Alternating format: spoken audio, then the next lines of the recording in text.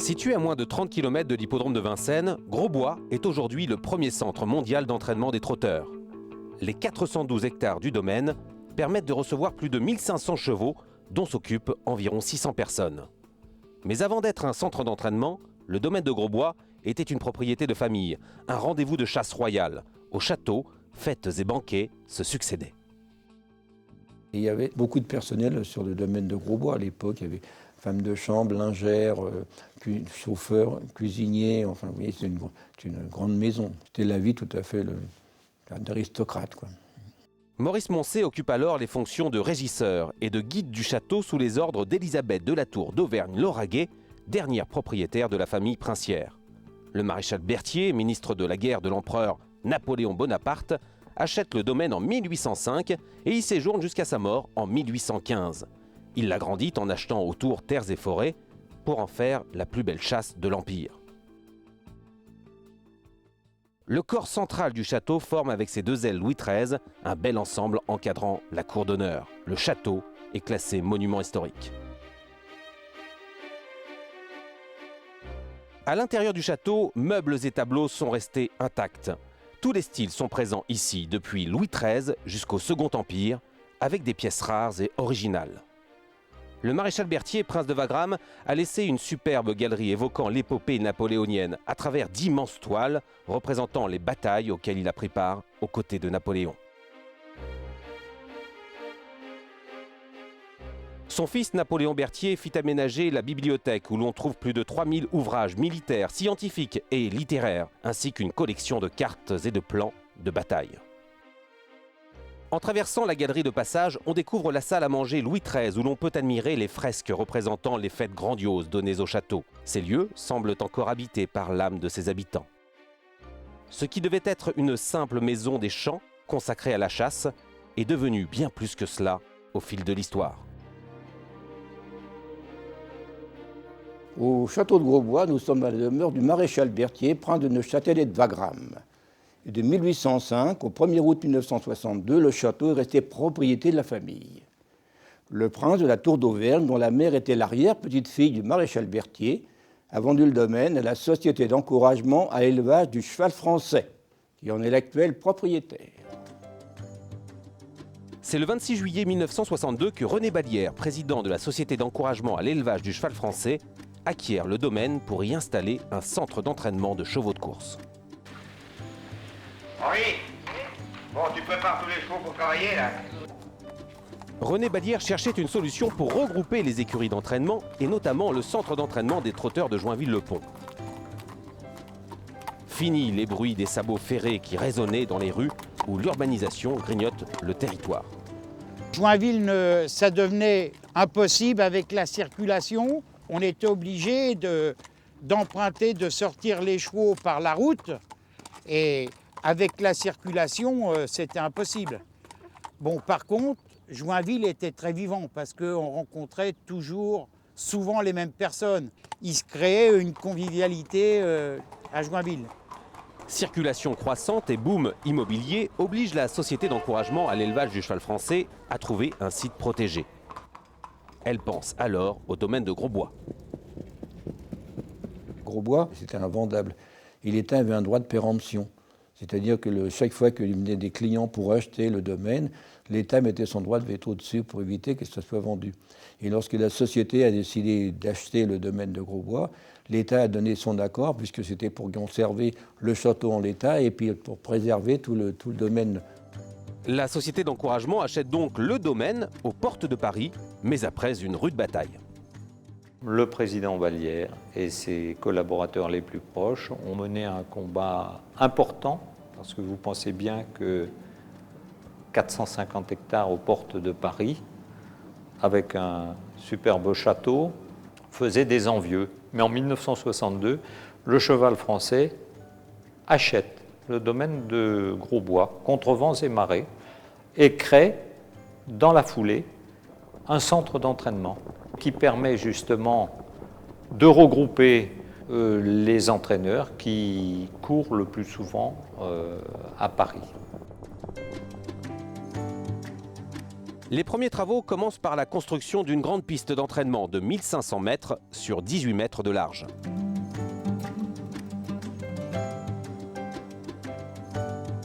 Ils se poursuivent par l'aménagement de locaux destinés à recevoir les chevaux et les premiers entraîneurs. Les professionnels commencent à travailler sur la grande piste à partir de 1964. Nous sommes arrivés à Grosbois où j'ai été le premier avec mon père, Maurice Riot. On a pris place sur le domaine en 65, fin de l'année 65 pour le meeting d'hiver 66. Les premiers établissements ont été ouverts en 65. Par l'entrée de Marolles, vous aviez donc l'établissement de M. Lefebvre. Ensuite, M. Henri Lévesque, M. Hans Sass pour M. Thévenon et M. de Bellègue. Les aménagements du domaine se poursuivent par la cour du manège, qui était un hôtel pour chevaux, avec ses 133 boxes et ses 24 chambres meublées. C'est dans ce cadre prestigieux que les plus privilégiés achèvent leur préparation au Grand Prix d'Amérique, épreuve vedette de l'hippodrome de Vincennes. Ça m'a un peu choqué, mais enfin, lorsque j'ai vu que les constructions qui ont été réalisées, ça se mariait bien avec le paysage, ils n'ont pas saccagé la forêt ni rien du tout, tout a été entretenu, tout a été fait avec beaucoup de goût. C'est-à-dire que M. René Ballière, qui était le président de la société, c'était plutôt un architecte, un constructeur. Et ça a été très bien réalisé. D'ailleurs, c'est un centre d'entraînement de réputation internationale. Après 3 ans de travaux, le centre d'entraînement de Grosbois devient complètement opérationnel. La quarantaine d'établissements du complexe sont à l'image des cours du Haras. Il y a le pavillon de l'entraîneur, le logement du premier garçon, les chambres pour les lades et une trentaine de boxes. Les habitants ne sont pas propriétaires des lieux, mais seulement des locataires vivant par et pour le cheval trotteur.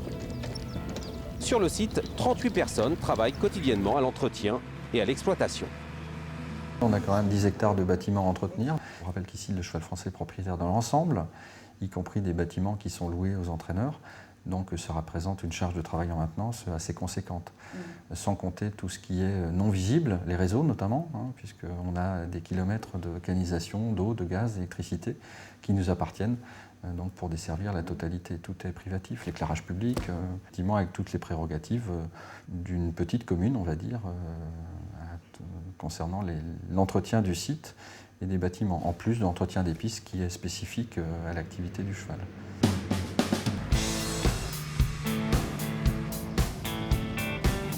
Les 4 pistes à la surface et au profil différents qui permettent au cheval de s'habituer au changement de piste selon les hippodromes sont parfaitement entretenues, été comme hiver. L'équipe dédiée à l'entretien est toujours prête à les travailler tous les jours de l'année dans des conditions extrêmes. En période de gel hivernal, elle travaille aussi la nuit pour empêcher ou réduire l'emprise du gel sur la surface. 5 tracteurs nivellent quotidiennement et en permanence ces pistes qui ne doivent jamais être dures ni détrempées. Autre atout de ce site, une immense forêt étendue sur 220 hectares avec un réseau de 40 km d'allées cavalières, dont 23 km en forêt, uniquement réservées aux promenades des équidés pour les décontracter. Ces allées sont elles aussi entretenues quotidiennement. Ici, le trotteur est roi et rien n'est laissé au hasard pour permettre sa préparation aux courses les plus prestigieuses. Le manège couvert de 1800 m² permet de travailler les chevaux. Pour éviter la pluie, la neige ou un soleil trop intense, le manège et la piste semi-couverte de 400 mètres sont à la disposition des champions. Sur le domaine de Grosbois, les infrastructures construites en 1962 restent de qualité. Je tiens particulièrement à souligner l'aspect visionnaire des gens qui ont construit Grosbois, parce que nos établissements qui ont été construits dans les années 60 sont toujours adaptés à accueillir des chevaux, que les pistes n'ont pas bougé, ce sont les mêmes, à peu de choses près qu'à l'origine. On peut être fier de l'outil qui est mis à disposition des entraîneurs et fier du travail que l'on effectue. On a toujours pour volonté de faire mieux, mais on a quand même une satisfaction d'avoir un outil de travail qui est reconnu, je peux le dire, dans le monde entier. Mais le domaine de Grosbois n'est pas un simple outil de travail, il se double d'équipements consacrés au cheval de course. Une sellerie couvre tous les besoins en matériel des professionnels.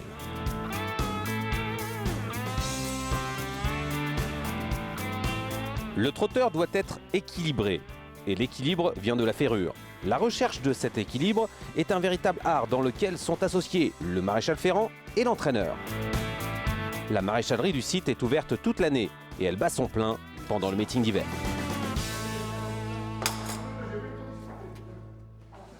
Le domaine possède son propre centre de formation où sont formés l'adriver, l'adjockey, drivers et jockeys.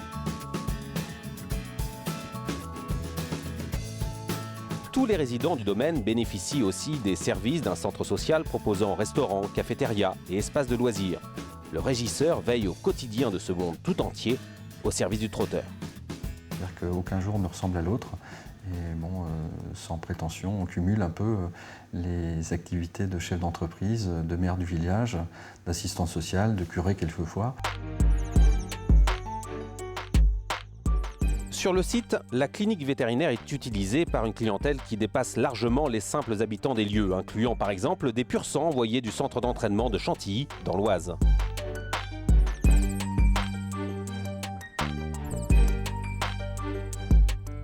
Ce centre d'expertise vétérinaire possède des équipements de dernière génération, échographie, IRM, scanner ou encore scintigraphie. Ces techniques apportent un plus pour le bien-être du cheval parce qu'elles sont moins invasives.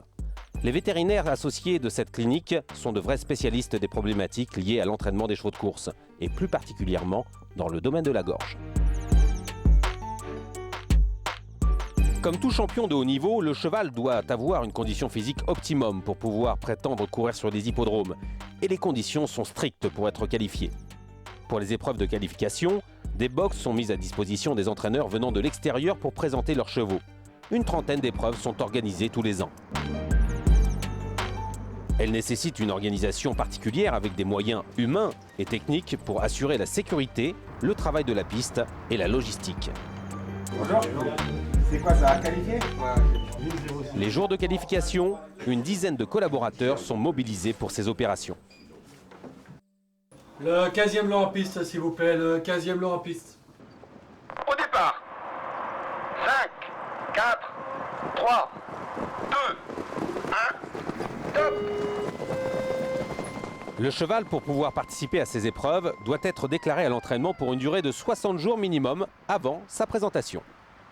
Les qualifications sont obligatoires pour tous les chevaux. Tant que les chevaux n'ont pas satisfait aux épreuves de qualification, c'est-à-dire courir 2000 mètres en un temps donné, ils ne peuvent pas participer à une réunion de course. Donc c'est un visa obligatoire pour pouvoir participer aux réunions de course. Au départ. 5, 4, 3, 2, 1, top. Le test d'aptitude chronométré et disputé sur 2000 mètres est organisé de manière similaire à une course. Sur 2500 chevaux présentés aux épreuves de qualification à Grosbois, près d'1 millier sont qualifiés. Les temps exigés dépendent de l'âge des chevaux. 14e lot qualifié, le numéro 7 en 15 et 8, le numéro 2 en 17. Pour information, le cheval arrivé 5e, un 5 en 18 pour 17,5 non requalifié.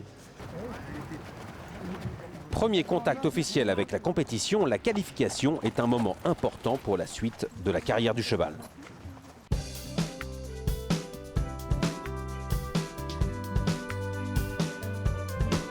Le domaine de Grosbois, d'une superficie de 410 hectares, est une véritable ville dans la ville, puisqu'un millier de personnes, entraîneurs et personnels, y sont logés pendant le meeting d'hiver. Les infrastructures et la proximité avec l'hippodrome de Vincennes en font un domaine extraordinaire afin de pouvoir préparer au mieux aux grandes compétitions hivernales les quelques 1500 chevaux présents sur le site et en faire des champions. Le centre est reconnu comme le premier du genre au monde. Grosbois, c'est merveilleux parce que c'est un outil de travail fabuleux. Moi, j'ai eu l'occasion d'aller beaucoup à l'étranger. Je me suis déplacé à l'étranger et je ne connais pas de centre d'entraînement égal à Grosbois. D'ailleurs, les entraîneurs et drivers étrangers ne s'y trompent pas et certains s'installent à Grosbois pour l'hiver. En Belgique, on n'a pas la moitié, même pas un quart d'un truc comme ça. On n'a aucun centre d'entraînement qui ressemble, qui a autant de pistes, qui a autant d'allées, qui est aussi bien entretenu. Il y a des tracteurs en permanence sur les pistes. On a toujours des... Là, on s'entraîne sur des billards. Hein. Franchement, les pistes c'est comme un hippodrome, quoi, comme une piste de course. Grosbois, c'est magnifique. Il y a tout pour les chevaux et non, c'est magnifique.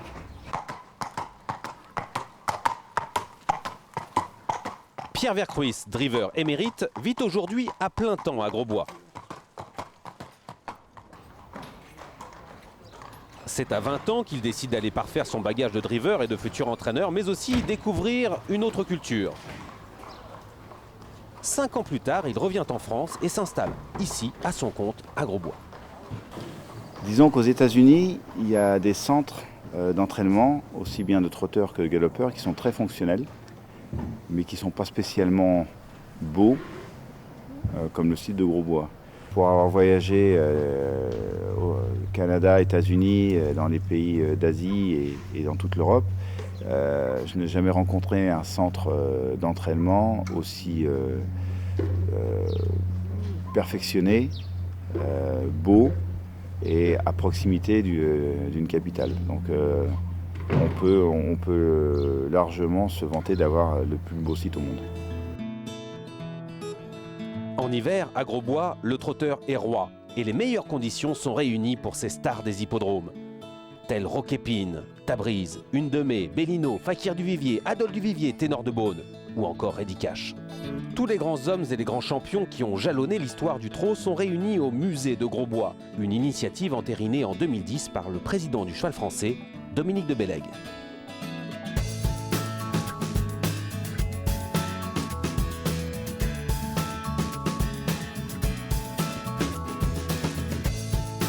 Le musée du trot a été créé notamment pour rendre hommage à ces bâtisseurs du trot qui se sont succédés pendant 150 ans à la promotion du trotteur et en même temps sauver la mémoire de ceux qui ont fait ces courses, c'est-à-dire les jockeys, les entraîneurs, mais aussi les chevaux, puisque dans ce musée se trouvent regroupées toutes les gloires qui ont fait la notoriété du trot tout au long de ces décennies. Pensé de manière pédagogique et moderne, le musée est autant destiné aux enfants qu'aux adultes non initiés.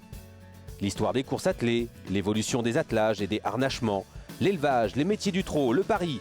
Après un tel parcours, l'univers hippique n'aura plus de secret pour les visiteurs.